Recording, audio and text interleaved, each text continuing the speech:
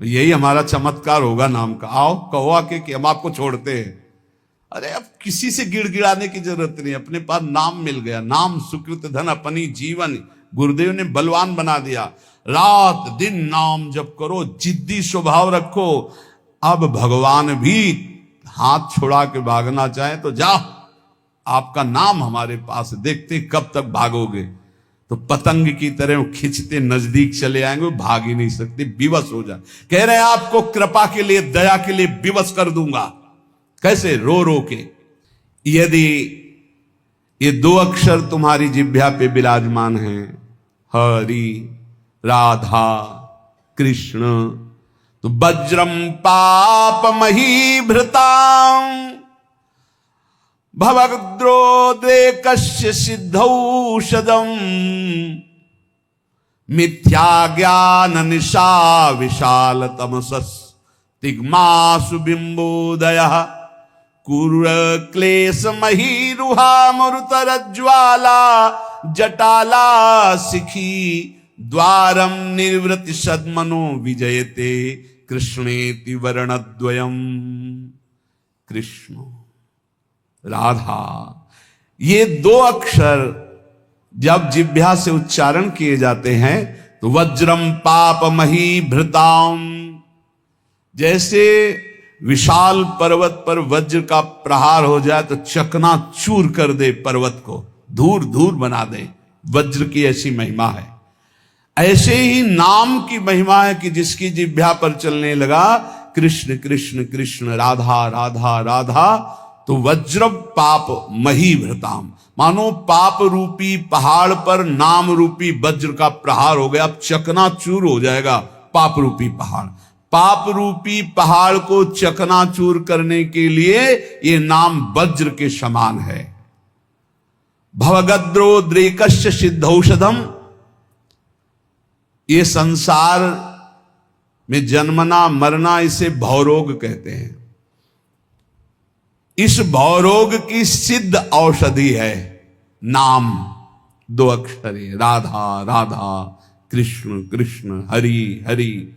गोस्वामी तुलसीदास जी के जा सुनाम भव भेषज हरन घोर त्रैशूल, तीनों प्रकार के तापों का नाश करने वाले आवागमन के चक्र को रोक देने की सामर्थ्य इस नाम में है। भवरोग की अचूक औषधि ये दो अक्षर राधा राधा राधा कृष्ण कृष्ण। भवगदोद्रेकस्य सिद्धौषधम, और मिथ्या ज्ञान निशा विशाल तमसस्तिग्मासु बिंबोदयः, ये मिथ्या ज्ञान रूपी रात्रि के महान अंधकार को नष्ट करने के लिए ये नाम सूर्य है। जितना नाम जप करोगे उतना ही आपके हृदय में शुद्ध ज्ञान प्रकाशित होगा। नाम जप करोगे सिद्ध औषधि है, आवागमन चक्र से मुक्त हो जाओगे। नाम जप करोगे तो ये पहाड़ के पहाड़ पापों को भस्म कर देगा। महाराष्ट्र से कुछ विज्ञ परिकर जन आए थे, भक्तजन, तो उन्होंने कहा कि पंचकोशों का बाध किए बिना कोई मुक्त नहीं हो सकता। अन्नमय कोश, मनोमय कोश, विज्ञानमय कोश, आनंदमय कोश, इस तरह के जो कोश हैं इनका बाध किए बिना कोई जीवन मुक्त नहीं हो। और आपके प्रवचन में प्रायः सुनते हैं कि नाम जप करने से जीवन मुक्त हो जाएगा, भगवत प्राप्त हो जाएगा। तो इन कोशों का बाध तो ज्ञान से होता है। तो उनको बताया कि आप जप करके देखो, प्रश्न करने से, उत्तर प्राप्त कर लेने मात्र से संतुष्टता नहीं होगी।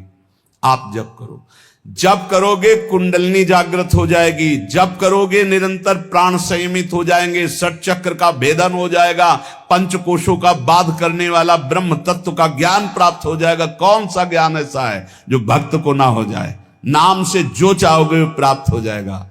मिथ्या ज्ञान निशा विशाल तमसस्तिग्मांसु बिंबोदया, मिथ्या झूठा ये मायाकृत जो अज्ञान रूपी अंधकार है, इसका नाश करने के लिए नाम भास्कर के समान है, दिव्य ज्ञान प्रकाशित कर देगा। जो राम राम भी नहीं जप पाते थे, मरा मरा कहते थे, इतना नाम का प्रकाश हुआ कि राम जी के प्रकट होने के पहले ही दिव्य उनके पावन चरित्र का गान कर दिया। विश्वास करो, नाम का प्रभाव। जो सादर राम राम नहीं कह पाते थे, उन्होंने संस्कृत में भगवान के पूर्ण चरित्र का गान कर दिया। ये नाम का प्रभाव। कोई ये ना समझे कि नाम से कैसे, जो योग से प्राप्त होता है, जो ब्रह्म ज्ञान से प्राप्त होता है, वो सब नाम जपने से सब प्राप्त। और नाम जप नहीं है तो शुद्ध ब्रह्म बोध हो ही नहीं सकता। ये काशी से आए हुए एक महापुरुष की बात। मैं नित्य विश्वनाथ जी को जल चढ़ाता हूं गंगा स्नान करके। मैं नित्य वेदांत का अनुशीलन करता हूं गुरु चरणों में बैठकर। इतने वर्ष हो गए ब्रह्मानंद की प्राप्ति के लिए उपाय करते हुए, और 65-70 वर्ष की अवस्था संन्यास वेश। उनका काशी से आपका प्रवचन सुनाऊं तो केवल एक प्रश्न का उत्तर लेने आया हूं, मुझे अब भी शांति क्यों नहीं मिली? शुद्ध हूं, कहीं भी अशुद्ध आचरण नहीं। कहीं भी किस वृंदावन में वहां एक बहुत बड़ा चोर रहता है। क्या? बोले वैसे तो गाय चराता है, पर नवीन नील मेघ की सी कांति है, बड़ा छैल छबीला है, वो सौंदर्यामृत सिंधु का साक्षात गाढ़ स्वरूप है। जब वो मंद मंद मुस्कुराता हुआ तिरछी चितवन से देख लेता है, तो जिसको देख लेता है उसका समस्त विषय भी सब नष्ट हो जाता है, और वो सदा सदा के लिए उसी का हो जाता है। इसलिए यदि तुम्हें विषयों में सुख चाहिए तो बोले वृंदावन मत जाना। वृंदावन का ठाकुर ऐसा है, ये चित चोर है। ये ब्रजे वसंतम नवनीत चोरम है, गोपांगना नाम च दुकूल चोरम, अनेक जन्मार्जित पाप चौरम, चौराग्रगण्यम नमामि। बढ़िया है, ऐसे चोर मिल जाए भाई, इनके लिए तो तड़प रहे हैं। मिल जाए, चुरा ले हमारा मन, सारी परेशानी चली जाए। पर पंडित राज जगन्नाथ जी महाभागवत है, वो कह रहे हैं भाई इसका भाव ये भी है कि चिंता मत करो, तुम उनकी नगरी में पहुंच गए, जिस दिन खेलते खेलते आएंगे वो चुरा ही लेंगे। कदावा खेलंतो ब्रजनगर वीथीश हृदयम हरंतो ब्रज हरंतो श्री राधा ब्रजपति कुमारो शुक्र तिला।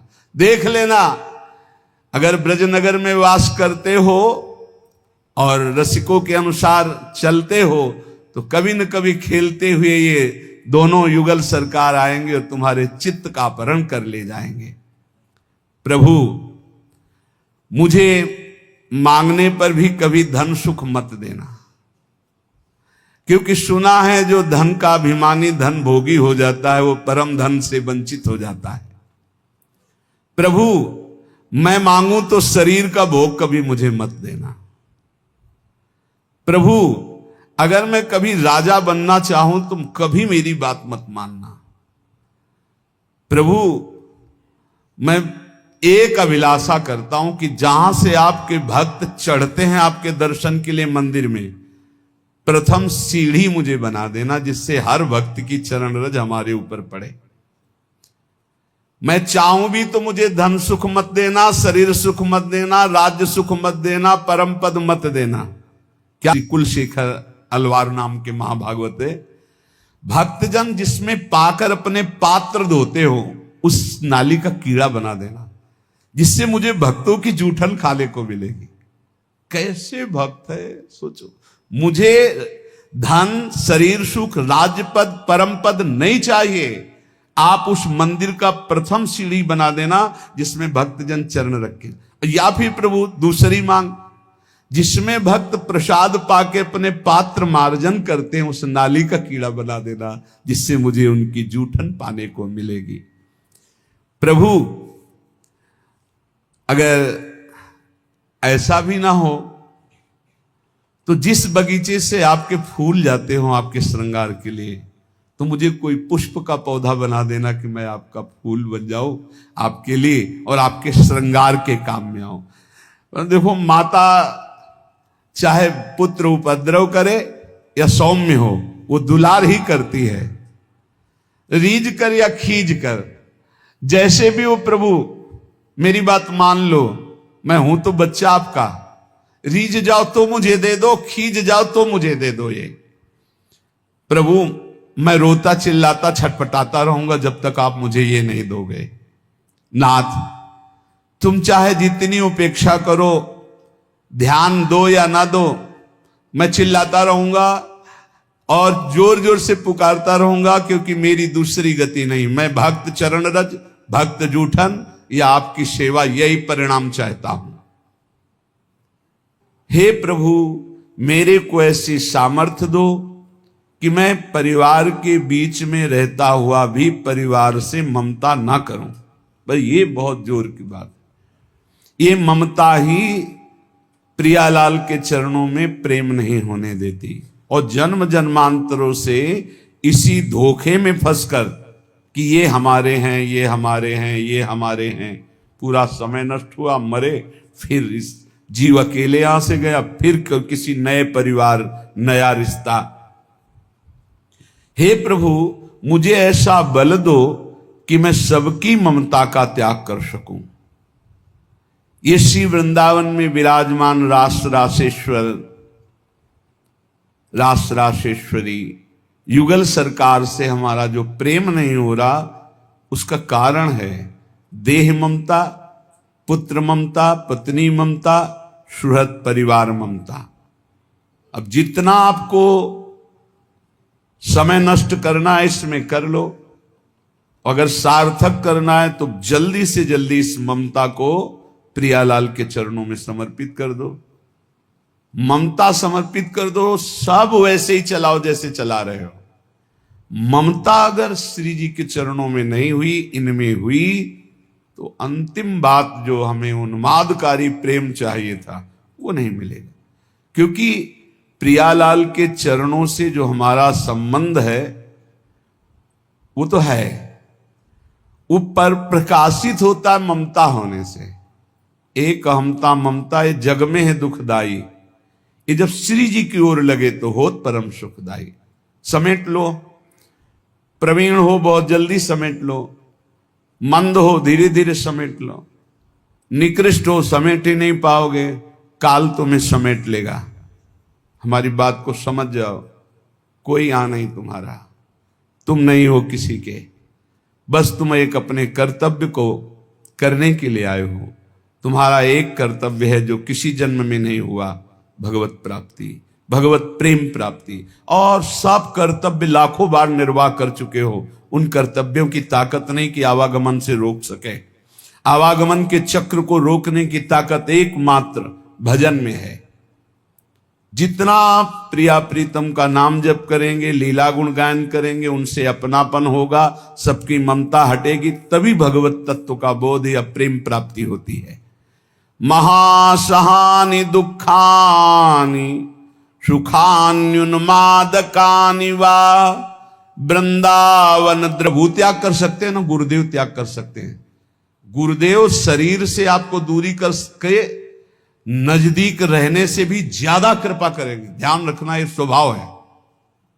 जो नजदीक रहते हैं वो इस बात को पकड़ पाए होंगे कि संतों का एक स्वभाव कि नजदीक वाले का भले उतना चिंतन हो, लेकिन जिसे दंड दिया गया, जिसे डांट दिया गया, रात दिन उसका चिंतन होता है, उसका मंगल कैसे हो, उसका कैसे उन्नति हो।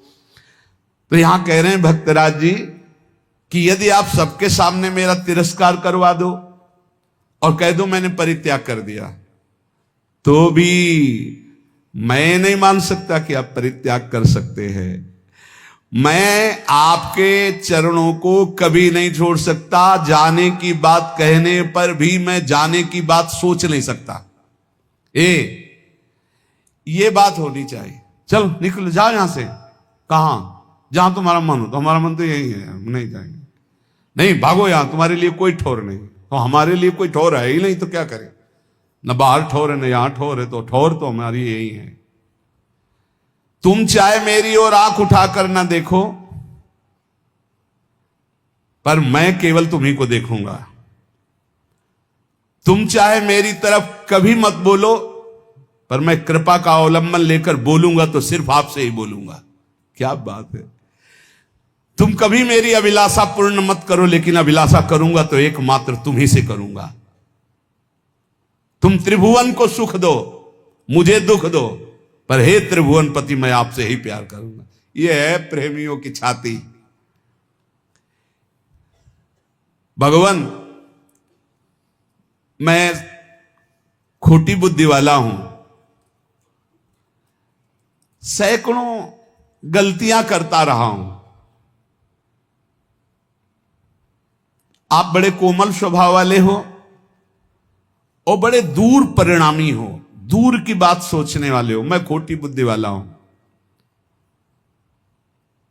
देखो प्रभु, जिनके रोग होता सैकड़ों प्रकार की औषधियों के चक्कर में पड़ते हैं, क्लेश उठाते हैं, रोग मिटाना चाहते हैं, पर हमने पकड़ लिया एक महान औषधि, नाम रूपी रसायन का निरंतर पान। इसलिए प्रभु खोटी बुद्धि वाला हूं, पर छोटी बुद्धि वाला भी हूं। छोटी बुद्धि में ज्यादा बातें नहीं आती। भक्त बड़े प्रेमी होते हैं। हमने तो आपका छोटा बस नाम पकड़ लिया है, राधा राधा कृष्ण कृष्ण, ये रसायन पान कर रहा हूं। और गोविंद, अब आपसे कहता हूं निकल के दिखाओ। फंसा लिया भगवान को। खोटी बुद्धि वाला हूं, बहुत बुरा कर्म किया हूं, छोटी बुद्धि वाला हूं। जैसे लोग के रोग होते तो सैकड़ों औषधियों की चक्कर में पड़ते हैं, वो बड़ी बुद्धि वाले हैं। हम छोटी बुद्धि वाले एक औषधि में पड़े, नाम औषधि। नाम को पकड़ लिया। अब नाम को पकड़ लिया तो तुम निकल के दिखाओ, जाओ निकल के। ये खास ठसक होती भक्त की। नाम ने तुमको भी मोहित कर रखा है। अब पीने वाला तो छक ही जाता है इसमें, और उसको जो छू ले, जो सानिध्य, वो भी छक जाता है। इसलिए मैं कभी आपके द्वारा दी हुई सुदीर्घ यातनाओं से भयभीत होने वाला नहीं। मैं आपकी धमकियों में आने वाला नहीं। भगवान से कह रहे कि मैं तुम्हें छोड़ दूंगा, मैं तुम्हें त्याग दूंगा, तुम खोटी बुद्धि के हो। नाथ, अब आलस्य को दूर करके बस आपके नाम का निरंतर जप करते हुए आपको दया के लिए विवश करूंगा। रोता रहूंगा, पुकारता रहूंगा, राधा राधा राधा। कभी तो भनक पड़ेगी कान में, कभी तो दौड़ के आना ही पड़े। विवश कर दूंगा आपको। ये बहुत बढ़िया बात मिली है। कह रहे हैं बहुत छोटी बुद्धि वाला हो, इसलिए ज्यादा विचार हमारे दिमाग में है नहीं। आपका नाम पकड़ लिया है, और जैसे आप तिरस्कार करके, अपमानित करके मैं त्याग करता हूं, ये सब बातें करते हो ना। अब हम कहते हैं जाओ आप, निकल जाओ आप, कभी दया मत करना। अगर आपको दया के लिए विवश न कर दे तो बताना, क्योंकि मैं रात दिन आपका नाम जप करके आपको पुकारूंगा। प्रभु, संसार सागर में गिरे हुए, दुख सुखादि द्वंद्वों की वायु से आहत हुए, स्त्री पुत्र आदि के मोह जाल रूपी भारी पाषाण से डूबे हुए, विषय रूपी विषम जलराशि में बिना नौका के थपेड़े खाते हुए के लिए एकमात्र मैंने उपाय देखा है, वो है आपका नाम। सत्संग का सार रोज का निरंतर होश उड़ा दो माया के नाम के बल पर। जैसे माया का बल कौन? हरि। ऐसे मेरा बल कौन? हरि। तो कोई कमजोर योद्धा थोड़ी हो। माया बहुत बलवती, तो तुम किसके हो? ममैवांशो, भगवान के अंश। माया भगवती मां की तरह प्यार करने लगेंगी। होश उड़ा दो माया भगवती के। जो परास्त करने वाले हैं वो कैसे? नाम कीर्तन से, भगवत यश गाम से, भगवान नाम जप से। जीवन का सार निरंतर नाम जप चलता रहे, एक क्षण भी मत छोड़ना, नहीं घाटे में हो जाओगे। ये घाटा कभी पूर्ण होने वाला नहीं। शेष चर्चा आगे। श्री राधा वल्लभ लाल की।